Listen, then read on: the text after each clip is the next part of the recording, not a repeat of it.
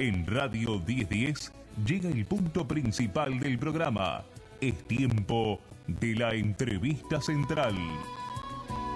Presenta Intertour. Intertour, voy contigo, con los sueños que llevamos al viajar.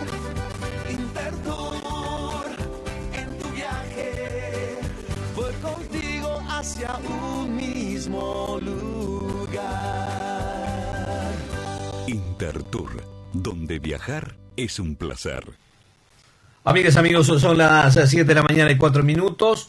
Estamos recordándoles en las vías de comunicación a la audiencia de Radio 1010, 1221 y 096-600-8850. Dar la bienvenida en este caso y también a la audiencia pedir la opinión. En este caso estamos recibiendo al fiscal Enrique Viana. Un hombre que hace muy pocos días ha sido noticia en todos los medios de comunicación y que muchos comunicadores y medios de prensa lo han tomado por sorpresa, el traslado del mismo, dar la bienvenida en este caso y un poco también saber qué pasó, qué hay de fondo y cuál es la decisión, cómo él toma esa decisión por parte de la Fiscalía, de su traslado. Bienvenido, Enrique Viana, aquí a los micrófonos de Radio 1010, de Primeras Noticias. Buen día, Freddy, muchas gracias por estar aquí, por ser invitado. Bien, son muchas cosas a decir, pero esencialmente era algo que nosotros intuíamos que podía ocurrir, quizás no ahora, sino dentro de un par de meses. Hay un propósito, una pretensión, yo digo que una pretensión política por eliminar la independencia técnica de los fiscales. Y existimos algunos fiscales, me incluyo, Sí. que somos un obstáculo para eso, porque mostramos para qué sirve que un fiscal sea independiente y actúe de acuerdo a su conciencia, aún en el peor de los errores, pero que actúe de acuerdo a su conciencia. Y qué importante en un país democrático. Por supuesto, yo creo que incluso nosotros, la figura del fiscal tiene una raíz más que democrática, republicana, en el sentido de que de aquellos mecanismos que Montesquieu describía, escribiendo casi a escondidas en su época, como los frenos del poder, ¿no? Los frenos y contrapesos del poder. El poder tiene que estar dividido en muchas manos, aunque sea un poder minúsculo, pequeño, como es el poder que podemos tener los fiscales, de manera de controlar lo que hacen otros funcionarios públicos, entre otras cosas. Y eso es una garantía para no solo para el fiscal. La independencia técnica no es una garantía para el fiscal, sino que es, en definitiva, una garantía para todos los habitantes de la República. Cuando van a un juzgado, lo mínimo que pueden esperar es que el fiscal se pronuncie de acuerdo a su conciencia y no de acuerdo a lo que otros le digan. Cuando se pretende ir a un sistema distinto, nosotros pretendemos ir a un sistema de fiscal general y fiscales delegados. Yo uso esa expresión porque si ustedes leen un poco lo que está ocurriendo en Colombia, un ejemplo que se ha tomado y donde se está yendo muy seguidamente por parte del señor fiscal de corte a ver cómo funciona ese sistema. Bueno, en Colombia tuvieron que modificar la Constitución y modificar la ley, hicieron las cosas correctamente y pasaron a un sistema distinto, donde los fiscales no actúan de acuerdo a su conciencia, sino que actúan obedeciendo órdenes de un superior, de un único magistrado, que es un fiscal general, que decide, en definitiva, a quién se somete a proceso penal y a quién no, por ejemplo. Decide a la larga quién va preso y quién no va preso en función de la presunta comisión de un delito. Nosotros tenemos un sistema absolutamente distinto en la Constitución. Nosotros tenemos un sistema distinto desde antes de 1830, porque existían ya los fiscales antes de que el Uruguay fuera Uruguay. Y eso fue reafirmado en 1934, cuando por primera vez se establece una norma que refiere a los fiscales. Una norma que habla del fiscal de corte y los demás fiscales letrados de la República. Insisto con esta expresión, fiscales letrados de la República, es decir, no fiscales de gobierno de turno, sino fiscales que deben defender intereses generales más allá de el partido político que le toque gobernar. Tanto es así que la forma de designación de los fiscales comprende una mayoría muy importante dentro del Senado, una veña, la designación de un fiscal necesita de una veña de 3/5 de los integrantes del Senado, que buscó y busca garantizar que el fiscal sea un individuo que no responda a un partido político concreto. Eso se llaman los fiscales letrados de la República. Hoy queremos ir a un sistema distinto, sin modificar ese artículo de la Constitución. Yo he sido un feroz y lo reconozco así, opositor a ese cambio, especialmente porque es necesario modificar la Constitución. ¿Y por qué no se quiere modificar la Constitución? Y porque modificar la Constitución supone explicarle a la ciudadanía, que va a ser la que va a definir y va a decidir por su voto si se modifica o no la Constitución, explicarle cuáles son los pros y cuáles son los contras de una modificación de sistema de trabajo. Ahora lo que ocurre en realidad con esta resolución por la cual se me traslada de la Fiscalía Civil, yo hacía casi 16 años que ya estaba en esa fiscalía, en una Fiscalía Civil, se me traslada a una Fiscalía de Menores. La razón está expuesta, surge de los propios argumentos de la resolución. Allí se dice que es por lo que yo he estado haciendo en ejercicio de mi función, con lo cual esta decisión supone de inconstitucionalidad rechazados. Sí, pero las inconstitucionalidades, ahí está una verdad media. Las inconstitucionalidades que yo he planteado en los últimos 10 años han sido solamente 4, ¿no? Tampoco han sido tantas, y quizás quedó alguna en el tintero. Sí, no, pero por toda la actividad, por esas actividades, por la defensa del medio ambiente, por la defensa de los derechos de los niños y adolescentes privados de la libertad, por ejemplo, por la defensa de las personas internadas en centros psiquiátricos, obviamente por la defensa del medio ambiente, como decíamos, pero por el reclamo de información pública, por hacer visible, por ejemplo, el contrato de inversión de Montes del Plata, por intentar hacer visible la negociación del contrato, que hasta el día de hoy no sabemos en qué consiste, la negociación del contrato con Aratirí, o con el proyecto, llamado proyecto Aratirí. Sí, porque es una verdad a medias. La actuación de la Fiscalía está documentada absolutamente. Entonces yo siempre digo, al fiscal Viana no hay que juzgarlo por lo que dice, o por lo que dicen otros. Al fiscal Viana hay que juzgarlo por las acciones, por su trabajo, en el éxito o no éxito de su trabajo. Y también hay que hacer una tarea que a mí no me gusta decirlo mucho, pero hay que comparar. Lamentablemente hay que comparar qué ha hecho el fiscal Viana y qué han hecho otros fiscales. Todo ese trabajo hay que hacerlo. Es un trabajo engorroso, pero corresponde hacerlo. Ahora, la resolución esta supone 3 cosas. En la medida que se entromete indebidamente, ilícitamente, antijurídicamente en el trabajo de un fiscal, cuando hay esa intromisión por quien sea que se produce, esto supone que el traslado es una sanción. El traslado es violación de la independencia técnica del fiscal, y el traslado es, y vuelvo a lo primero que les comentaba, una medida aleccionante, una medida ejemplarizante para los otros fiscales. No hagan lo que hace el fiscal Viana, porque van a correr la suerte del fiscal Viana. Previo a la decisión de su traslado fiscal, ¿se le había comunicado que podía surgir algún traslado? No, nada, nunca. Mire, yo ingresé en época al Ministerio Público hace ya 24 años, cuando el fiscal de corte era el doctor Robato. El doctor Robato era un hombre de muy pocas palabras, más bien parco, un hombre serio, parco, pero cuando él tenía que decir algo, hacer un comentario positivo o negativo, se comunicaba personalmente con el fiscal y lo invitaba a que viniera a su despacho, y uno iba a hablar a su despacho y intercambiaba los puntos de vista con él. El doctor Robato, un señor fiscal absolutamente respetuoso de la independencia técnica de los fiscales. Después vinieron otros ocupando ese lugar, incluso el doctor Peri, con el que yo tuve serias discrepancias, también hacía lo mismo. Tarde o temprano lo convocaba a uno y uno hablaba cara a cara con él.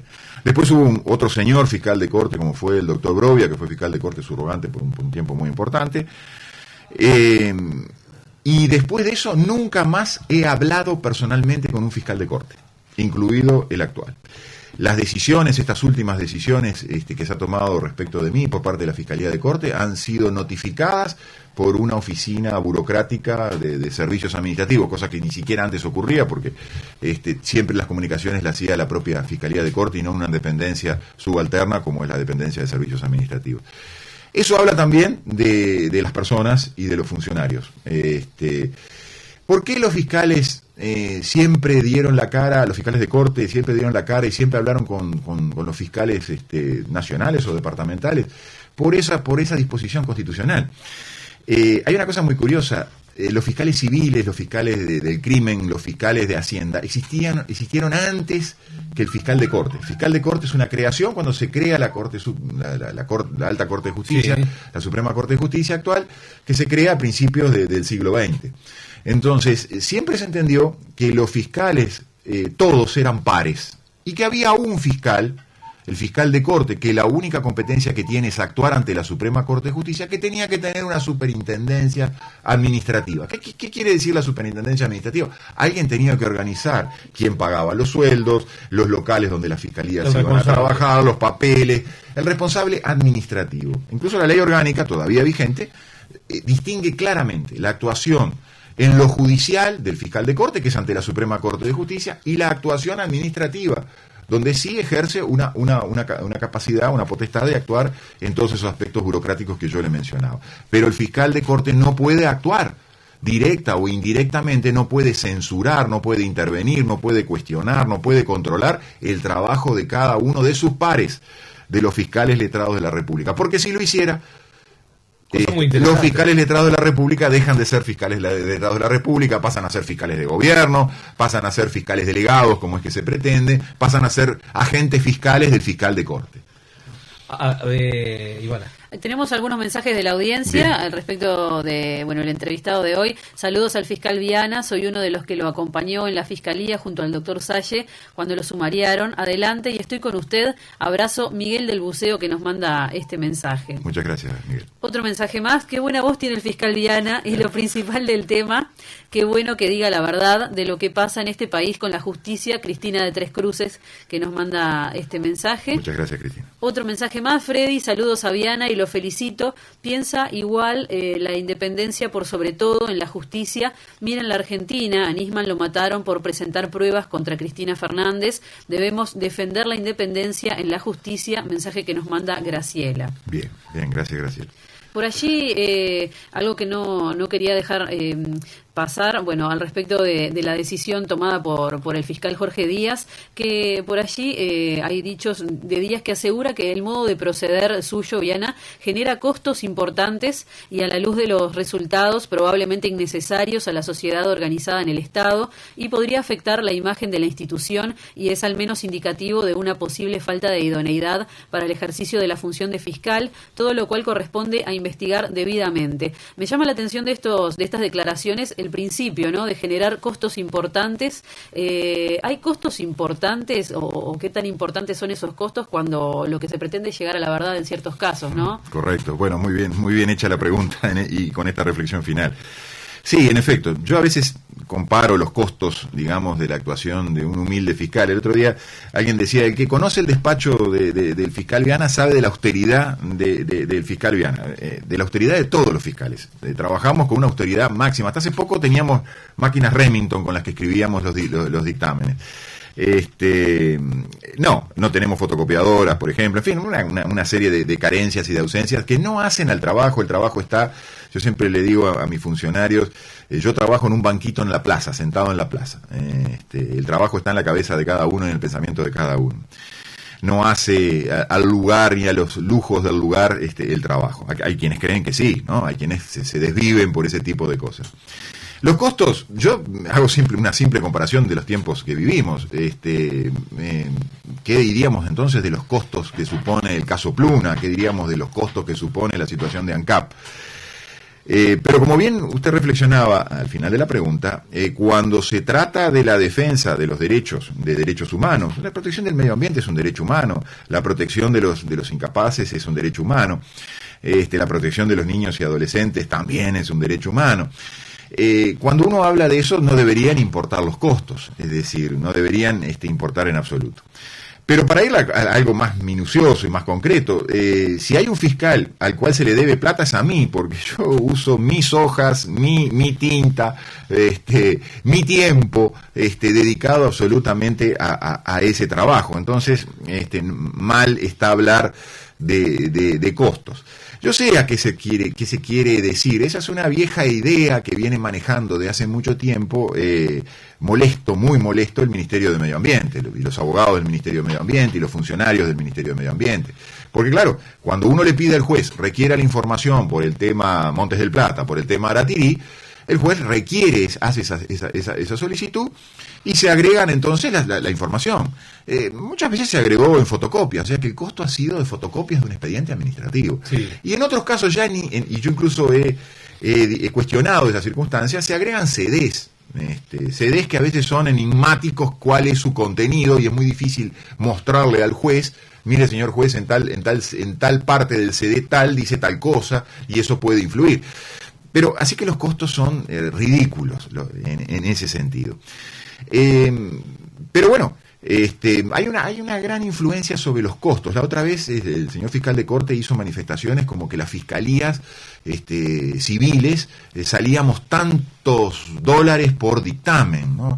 Una cosa es llevar el economicismo a extremos increíbles. Y además, ojo con el boomerang. Yo quisiera saber cuánto salen los dictámenes de la Fiscalía de Corte. Porque un fiscal tiene 2 abogados que lo asisten, y esos son los sueldos de 3 individuos, pero el señor fiscal de Corte debe tener 20, 25 abogados que lo están asistiendo. Entonces, ojo con el tema de entrar por el lado de los costos de la función pública, y de una función pública tan sensible como es la del ejercicio del Ministerio Público. ¿Cómo surge el interés de Enrique Viana a los temas verdes? Mire, surge por una cuestión espontánea y casi le diría que casual. Yo lo he referido más de una vez. Allá en el año 2001, a poco de haber salido en el año 2000 la Ley de Protección del Medio Ambiente, a poco del año 97 tener la primera norma constitucional de protección del medio ambiente, y teniendo una norma desde el año 89, de 1989, que hablaba de la defensa de los intereses difusos, el Código General del Proceso, yo siempre pensaba en esos tiempos estas disposiciones, qué posibilidad de actuación de la Fiscalía me podría haber. Nadie había actuado en esa materia hasta ese momento. Cuando surge el tema del plomo, yo recuerdo haber visto el director de la Dinama de aquel entonces, creo que era el ingeniero Daniel Stern, decir frente al tema del plomo por un canal de televisión, recuerdo exactamente el lugar hasta donde estaba mirando el canal de televisión, decir no se puede hacer nada. Frente a eso yo dije, pero caramba, hace poquito que guardé en una carpeta la ley esta de protección del medio ambiente. Me fui a buscarlo, me costó encontrarlo, desempolvé la ley esa, y entonces dije, no, acá hay cosas para hacer, y acá hay cosas que los fiscales pueden hacer aplicando ese artículo 42 del CGP al que hacíamos referencia, y bueno, y así empezó. Tuve que elaborar una forma de actuación, un camino de actuación, porque nadie se había atrevido hasta ese momento a iniciar procesos de esa característica. Y ha sido un aprendizaje permanente desde ese entonces a los tiempos actuales, ¿no? Yo he sido muy crítico en cuanto a los temas medioambientales, inclusive, hablando de lo que es el río Santa Lucía, principalmente. Correcto. Vamos a un ejemplo, el intendente actual, Yamandú Orsi, se habla tanto ahora del cuidado del medio ambiente, el cuidado del río Santa Lucía, pero no es un tema de ahora. No, por yo supuesto. Pienso que el tema los temas ambientales son temas de siempre. De tiempo, de mucho tiempo, de múltiples causas. En el caso de Santa Lucía es claramente así. Por eso se habla de intereses difusos, de causas difusas a veces No, disculpe que lo interrumpí, sí. Y de muchas declaraciones contradictorias también al respecto, ¿no?, que se han dado. Por supuesto, porque hay un principio que es el principio de precaución, que es una de las reglas que rige el derecho ambiental, y parte de la base de la incertidumbre. Es decir, la incertidumbre muchas veces se da porque es muy difícil identificar una sola causa, sino que es una sumatoria de causas la que provoca la contaminación de la cuenca de Santa Lucía. Yo en estos días estaba trabajando, a mí me notifican creo que el martes de esta resolución, sí. Y yo pensaba presentar el miércoles o el jueves, estar presentando una demanda con relación al tema de la cuenca del río Santa Lucía, asunto que veníamos trabajando ya de hacía bastante tiempo. Y una de las cosas que uno piensa cuando realiza un escrito de esas características es tratar de englobar todas las situaciones y aportar o pedir para aportar una solución global a todo ese panorama. Nosotros venimos insistiendo hace mucho que la cuenca del río Santa Lucía debería ser declarada un área protegida, que no alcanza con declarar área protegida los humedales, que viene a ser como proteger los pies de una persona y dejar absolutamente desabrigado el resto del cuerpo de la persona. En fin, los temas ambientales requieren de mucho estudio, de mucho trabajo y requieren de otra cosa que es muy difícil, que es enfrentar intereses muy poderosos. Por ejemplo, en el caso de la cuenca del río Santa Lucía, existen diversos intereses económicos que están aprovechando la cuenca a costo de contaminar la cuenca. Hay que ponerle límites, restricciones, hay que impedir muchas actividades, hay que vigilar otras. Y nada de eso se quiere hacer. Basta con ver allí los afluentes de lo que se vuelcan directamente al río Santa Lucía, el arroyo Canelón Chico, que está totalmente contaminado. Y lo que esto a lo que es al lado donde está mismo la planta de OCE, al lado Canelones, toda esa zona está contaminada. Sí, inclusive nos han llegado informes hace muy poco tiempo atrás, que nosotros lo hicimos público, inclusive el alcalde de Aguas Corrientes, Álvaro Alonso, hizo las denuncias pertinentes aquí en los micrófonos de Radio 1010, pero por allí, tampoco se tomaba conciencia, vamos a ser claros y cabe decirlo. Sí, por supuesto.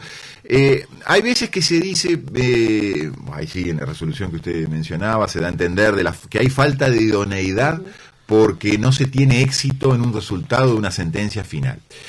Eso es no comprender tampoco en qué consiste la protección del medio ambiente. La protección del medio ambiente, lo primero que busca, y eso es lo primero que ha buscado la Fiscalía, es justamente lo que usted decía, Freddy, poner en relevancia que hay una cosa que está funcionando mal. Las soluciones que se puedan aportar de la Fiscalía, las soluciones que pueda adoptar el Ministerio de Medio Ambiente, las soluciones que pueda decidir un juez dándole la razón al Ministerio de Medio Ambiente, dándole la razón a la Fiscalía, pueden ser discutibles. Claro, muy bien. Pero la gran cuestión es poner ante los estrados judiciales y exigir el cumplimiento de determinadas normas jurídicas. Porque si hay determinadas normas jurídicas, como el artículo 47 de la Constitución, incluida la reforma del agua, que no se cumplen, yo cito muchas veces al presidente Mujica, al expresidente Mujica. Él dijo en algún momento: nos hemos vuelto brutalmente ecologistas. Entonces yo infiero de esa expresión de él que nos arrepentimos de haber aprobado la reforma del agua, por ejemplo. Bueno, sí, eso puede ocurrir, y puede ser hasta sincero, y puede estar hasta bien. Yo no voy a entrar a juzgar si está bien o está mal. Pero cuando uno se arrepiente y tiene el poder de cambiar la ley, el poder de cambiar la Constitución, lo que tiene que hacer es no incumplir y seguir incumpliendo, sino lo que tiene que hacer es proponer la modificación de la Constitución. Si yo me arrepentí de ser ecologista, bueno, tengo que dejar de ser ecologista y derogar el artículo 47 de la Constitución. Claro, para derogar el artículo 47 de la Constitución le tengo que explicar a la ciudadanía por qué voy a derogar una reforma como la reforma del agua, aprobada con casi el 70% de los votos de la ciudadanía. Diana, ¿por qué cree que el Estado uruguayo se opone a que los temas verdes se traten ante los estrados? Lo dije en el año 2005 en ocasión de la demanda de Bodnia, y luego lo vi ratificado y reafirmado, por ejemplo, con el tema del contrato de inversión de Montes del Plata. El Estado se ha vuelto socio del contaminador. El contaminador quiere volverse socio del Estado, y entonces lo primero que obtiene el contaminador cuando se va a instalar en el país, llámese Bodnia, Montes del Plata, Aratirí, Monsanto, es una patente de impunidad. Es decir, si yo me vuelvo socio del Estado, el Estado es el que me puede perseguir, el Estado es el que me puede vigilar, el Estado es el que me puede controlar, el que me puede sancionar. Obviamente que si yo me vuelvo cointeresado, el Estado no se va a sancionar a sí mismo, y como somos socios, vamos a marchar juntos, consigo el juez y parte, y de esa manera anulo todo el derecho ambiental y toda la exigencia del derecho ambiental. Esa es una de las tantas razones de los contratos de inversión y de primero de los tratados de inversión y después de los contratos de inversión. Obtener un salvoconducto para hacer en el territorio nacional lo que, por ejemplo, a Bodnia no se le deja hacer en Finlandia, como a Montes del Plata tampoco, y cuando digo Finlandia digo toda Europa, lo que pasa con Monsanto en Europa, lo que pasa con la minería o la megaminería en Europa. Todas las cosas que no se pueden hacer en Europa se hacen en el sur.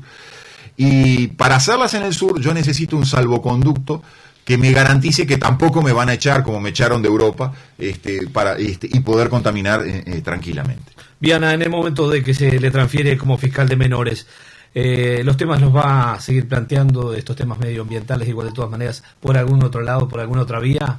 No. Nosotros, eso es una cosa muy importante que a veces el oyente puede no entender. Los fiscales somos de dedicación exclusiva. No me gusta usar la expresión full time, pero algunos lo entienden de esa manera. Sí. Somos de dedicación exclusiva, no podemos hacer nada, ni tener un kiosco en la plaza, ni plantar papa, ni levantar piedras. No podemos hacer nada más que ejercer el Ministerio Público. Si estamos en una materia, solo el Ministerio Público en esa materia, en civil. Si estamos en otra materia, menores, solo el Ministerio Público en esa otra materia, menores. No podemos hacer más nada. O sea que yo he sido radiado absolutamente de poder intervenir, entre otras cosas, en estos temas. Tenemos mensajes, Ivana, para Tenemos más compartir. mensajes de la audiencia. Cuando la justicia es manipulada es cuando el país va cayendo a una peligrosa dictadura. Miren a Venezuela y Argentina. Mensaje que nos llega del celular que termina en 245.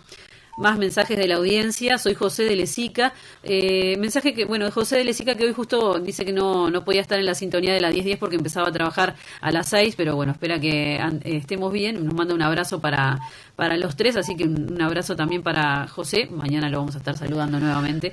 Yo voy a hacer una referencia a la primera pregunta. Sí, cómo no. La situación hoy de todo Centroamérica y de América Latina, incluido Venezuela y Argentina, es muy similar. Hay una movida, una intención por volver al poder único, y sobre todo por volver al poder único en las importantes y muy cruciales decisiones en materia penal, por hacer desaparecer la separación de poderes. ¿Y cuál ha sido el camino que se ha elegido? Y voy a citar a un autor italiano, jurista, filósofo, como Luigi Ferrajoli. Luigi Ferrajoli habla de que siempre están latentes las tentaciones del poder absoluto, del viejo poder monárquico o despótico, de volver por sus fueros.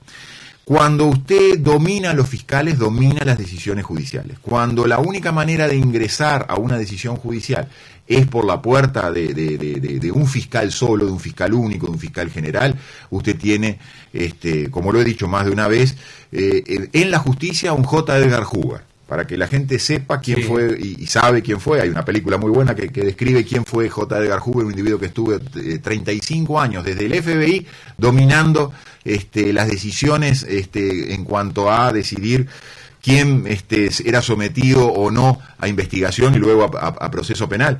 Y el hecho de estar en el poder, en ese poder único, le permitió mantenerse 35 años aún pese al cambio de presidentes de la República en Estados Unidos. Pero la situación de dominio de la justicia a través de los fiscales no se da solo en Venezuela y en Argentina, se da en Colombia, se da en Perú, se da en tantísimos lugares, se da en Chile, se da en los propios Estados Unidos. Y hay una crítica muy fuerte al proceso penal norteamericano que ahora nosotros queremos adoptar y que vamos a poner en vigencia, muy fuerte dentro de los Estados Unidos. Tan es así que muchos insignes juristas, voy a citar a John Lanvin, por ejemplo, hablan de un proceso McDonaldizado en algún momento, y hablan de un proceso racista, de un proceso que solo persigue a los de abajo, por decir pronto y claro, y se cuida mucho de tocar los intereses de los poderosos. Fiscal Enrique Viana, hay más mensajes. Hay más para mensajes compartir por con la aquí. audiencia. Otro mensaje dice César Vega: reitera abrazo a Viana, es increíble. Yo también estuve frente al ministerio aquel día. Mensaje que nos manda. Gracias, muchas gracias, César. Un abrazo. César, veamos otro mensaje más. Excelente, señor Viana. Es muy importante los conceptos y aclaraciones que hace. Soy un habitante de Pajas Blancas y nos quieren instalar una minera a poca distancia de nuestros hogares. Ha sido muy claro. Adelante, doctor Viana, gracias a la radio. El mensaje que nos llega también desde allí de Pajas Blancas. Tenemos otra pregunta para hacerle. ¿Usted no cree que el Poder Ejecutivo ha sido quien ha pedido su remoción al fiscal general de la Nación, o actuó por su propia iniciativa? Mire, yo voy a hablar con los hechos y con las pruebas. Me gusta no imputar intenciones sin tener elementos de prueba. Esta no es la primera vez que al fiscal Viana se le hace algún tipo de observación, de apercibimiento. Le voy a poner algunos ejemplos. Sí. Hubo un momento en que yo viajé, tiene que haber sido por el 2007, 2008, no recuerdo exactamente. Viajé a Gualeguaychú invitado a dar unas charlas en Gualeguaychú, de índole académico. Y allí se me pidieron informes de por qué había viajado a Gualeguaychú.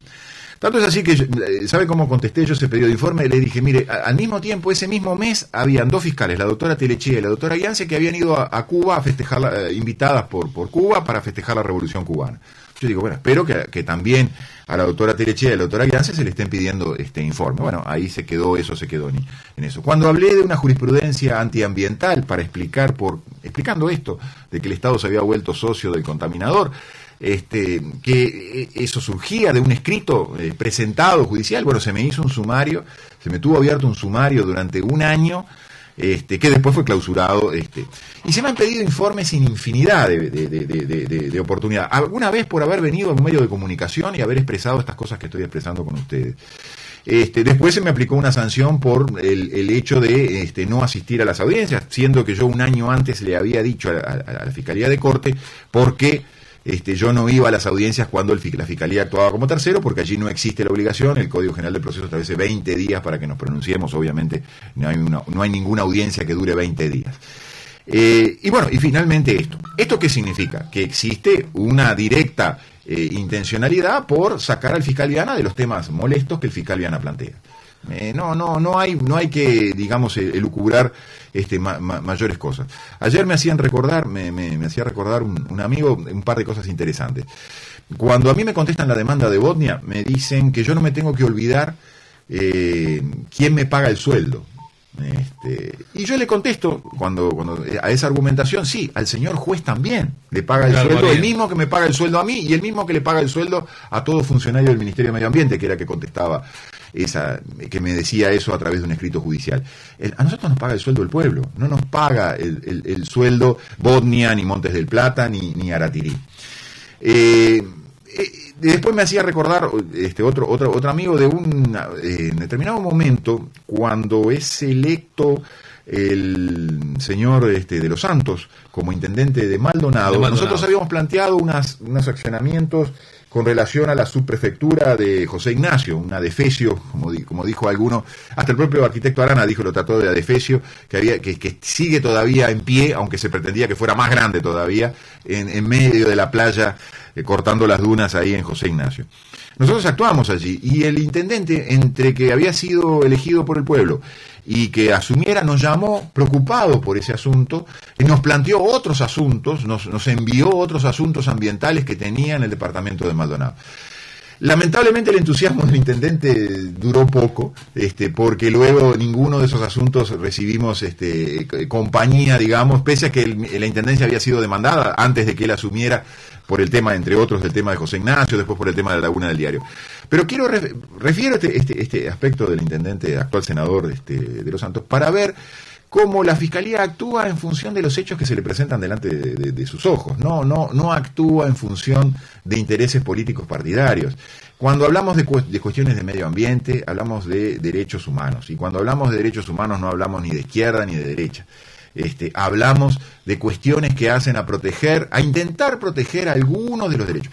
Es que todos los uruguayos tenemos que ser defensor de nuestro medio ambiente. Sí, y más, yo soy muy crítico incluso del derecho ambiental, pero una de las cosas a la que he llegado a la conclusión es la siguiente: el derecho ambiental es una especie de vuelta de tuerca por el cual volvemos al derecho a la vida.